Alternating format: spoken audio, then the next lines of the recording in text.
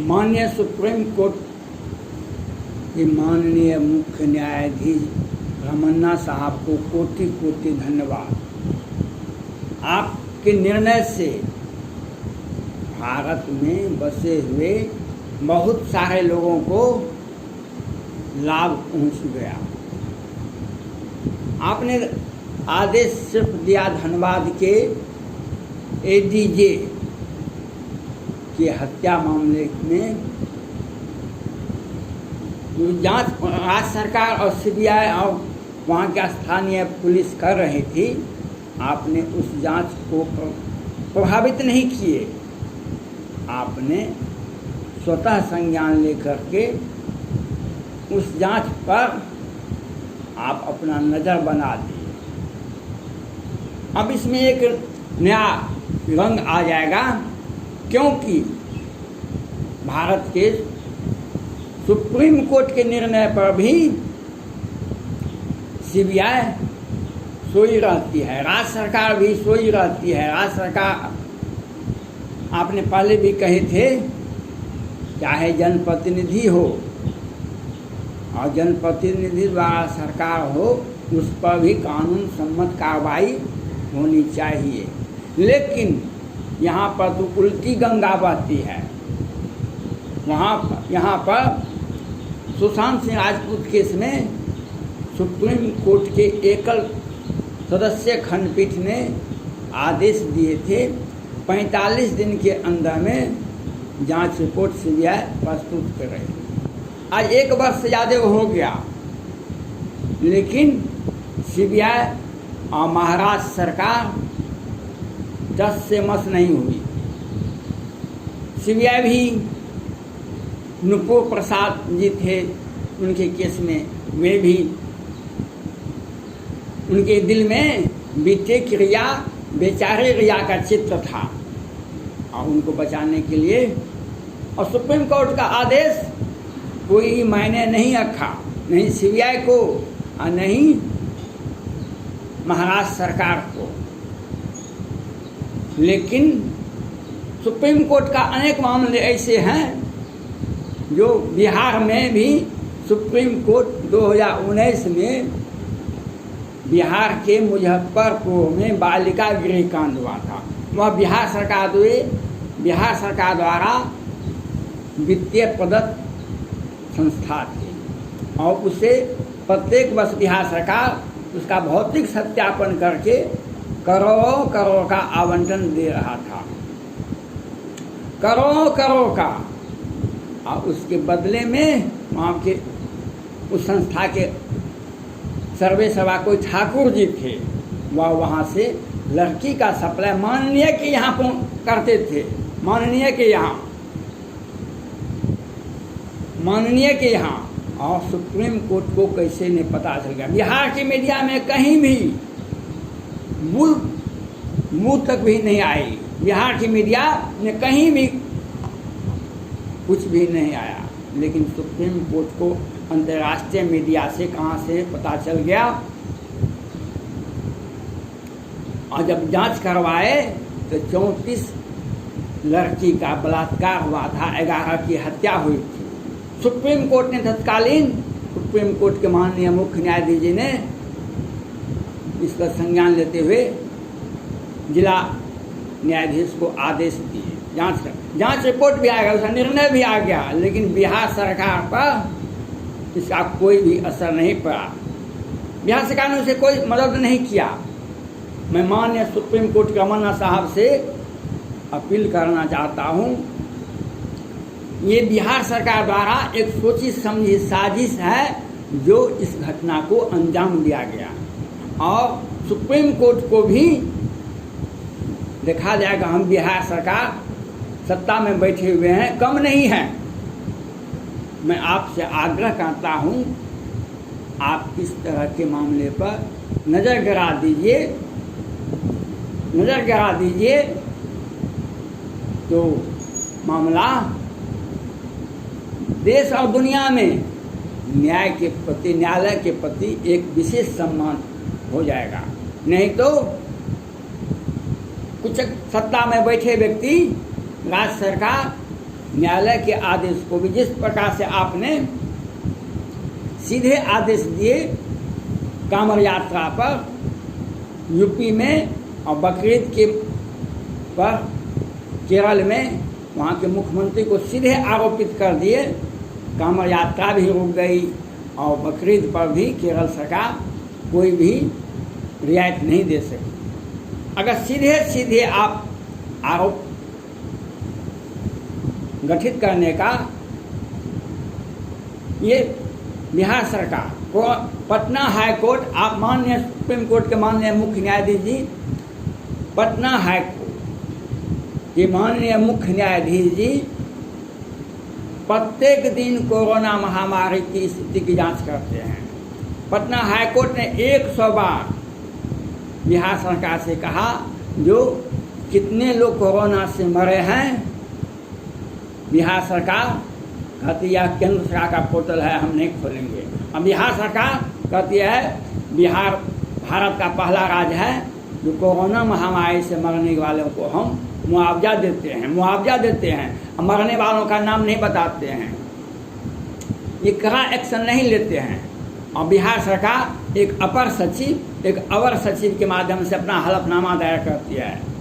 Chief secretary, पहले वाले chief secretary मर गए, कोरोना से मर गए, पारस हॉस्पिटल में मर गए।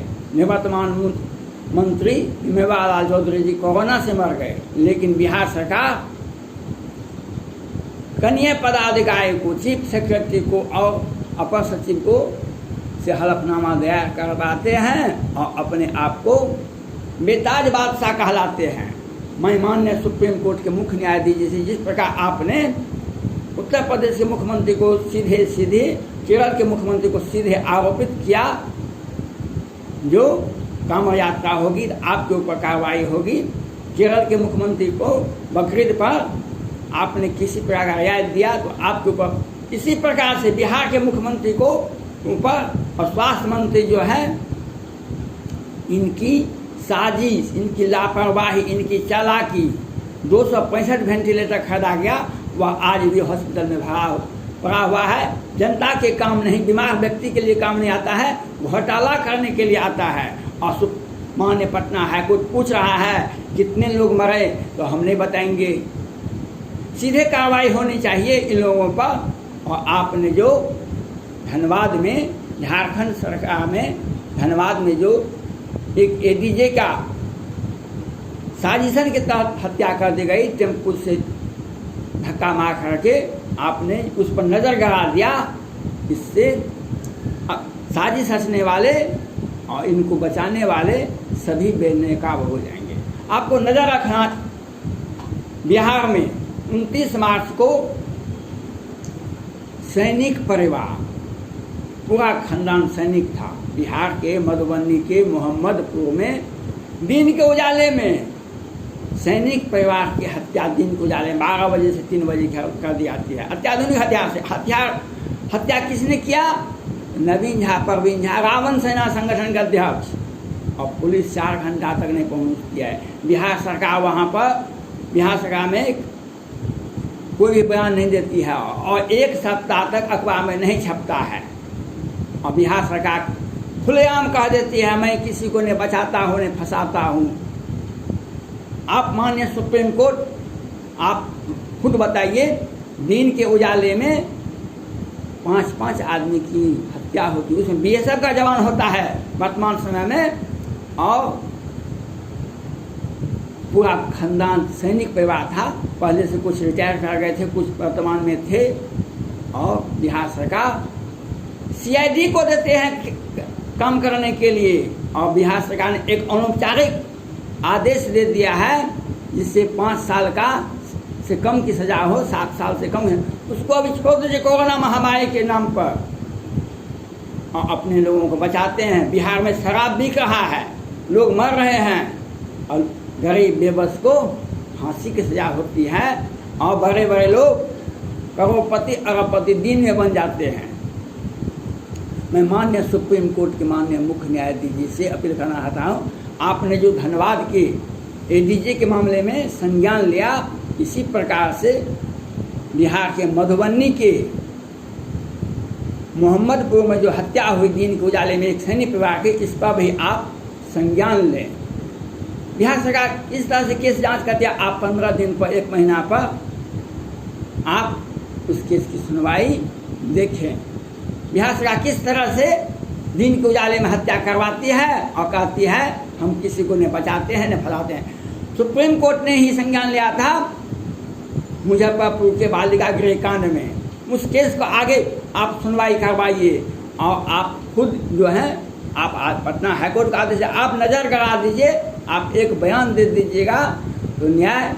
अब सुन, मुजफ्फरपुर बालिका गृह कांड के चलते संपूर्ण भारत में, संपूर्ण विश्व में भारत के न्यायपालिका का अपमान हुआ है। सुप्रीम कोर्ट ने संज्ञान लिया। अब बिहार सरकार, सुप्रीम कोर्ट तो एक बार में कितने आदमी को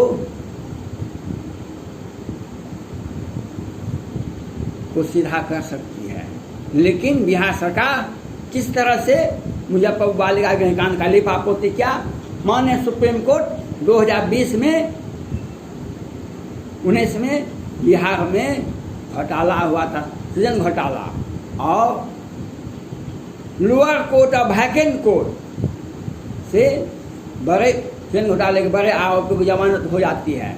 लोअर कोर्ट और वैकेंट कोर्ट से, और पटना हाई कोर्ट के वरीय न्यायाधीश थे राजेश कुमार जी, सुप्रीम कोर्ट को, राष्ट्रपति भवन और प्रधानमंत्री कार्यालय को विधिवत सूचना दे दिए। लेकिन बिहार सरकार कहती है हम घोटाला नहीं करते हैं। सुप्रीम कोर्ट को मालूम है बिहार में, महाराष्ट्र में 100 करोड़ का घोटाला होता था, बिहार में तो 1000 करोड़ का घोटाला प्रत्येक महीना होता है। वेंटिलेटर घोटाला, सृजन घोटाला, दवा घोटाला, और मुजफ्फर अभी भागलपुर में मिट्टी का घोटाला, मिट्टी से बांध बनाया जाता है कि मानसून में संपूर्ण विश्व में मानसून आ गया है, चीन बह रहा है और बिहार में मानसून चरम सीमा पर है, और लेकिन यहाँ की सरकार मिट्टी का बांध बनवाती है। भागलपुर में घोटाला का राज देखिए। और मैं माननीय सुप्रीम कोर्ट के माननीय मुख्य न्यायाधीश से मेरा अपील है, आपने जो धन्यवाद में कि एडीजे साहब पर संज्ञान लिए, उसी प्रकार से बिहार के सैनिक परिवार मधुबनी के बेनीपट्टी के मोहम्मदपुर गाँव में जो सैनिक परिवार में सुरेंद्र सिंह का 3 पुत्र की हत्या दिन में हो गई, 5 सदस्यों की हत्या है, 6ठा व्यक्ति आज जीवन और मौत से जूझ रहा है। बिहार सरकार इसे न्याय नहीं, पूरे खानदान को समाप्त करने पर लगी है। बिहार सरकार उसे न्याय नहीं दिलवा सकती है। जब आपके ही जब बालिका गृह कांड का संज्ञान सुप्रीम कोर्ट लिया तो बिहार सरकार ने मामला को निपटा दिया, बिहार सरकार ने सृजन घोटाला के निपटा दिया, और बिहार सरकार सैनिक परिवार के हत्या का राज नहीं निकालने देगी, क्योंकि यह बिहार सरकार द्वारा साजिशन हत्या करवाई गई है। और इसमें हत्या करने वाले गृह मंत्री को सब पता था, वहाँ क्यों नहीं पुलिस वहाँ पर गई थी, अखबार में क्यों नहीं छपा था, लेकिन वहाँ के बिहार सरकार के गृह मंत्री, जल संसाधन मंत्री और पूर्व मंत्री और वर्तमान में विधायक हैं विनोद नारायण झा, इन लोगों के साजिश के तहत एक सैनिक परिवार की हत्या होती है, और बिहार सरकार इस हत्या में कहीं न कहीं शामिल है। लेकिन ये सीआईडी से जांच करवाते हैं, और दूसरे सेनारी हत्याकांड के लिए सुप्रीम कोर्ट जाते हैं। जब पटना हाईकोर्ट खारिज कर देती है मामला को, सुप्रीम कोर्ट जाते हैं। मैं माननीय सुप्रीम कोर्ट के मुख्य न्यायाधीश से अपील करते हैं, जिस प्रकार से धनबाद केस में आपने संज्ञान लिया, उसी प्रकार से मोहम्मदपुर में जो सैनिक परिवार की हत्या हुई है उस पर आप संज्ञान लें। धन्यवाद।